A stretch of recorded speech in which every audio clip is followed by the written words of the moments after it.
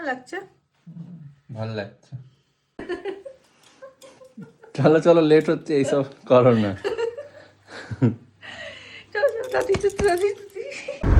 এত সেজে কোথায় যাচ্ছ? রামগড়। আরে আচ্ছা দাদা একটা চেয়ার দি চারজন মিলে আসুন আসুন এদিকে আসুন ভিডিও ভিডিও ভিডিও হচ্ছে এগিয়ে আসুন বাবা আমার ইসিতে যা চঞ্চল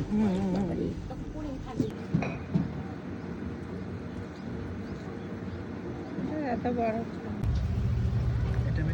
এই যে দেখ কি আছে দেখ এই যে আওয়াজ আওয়াজ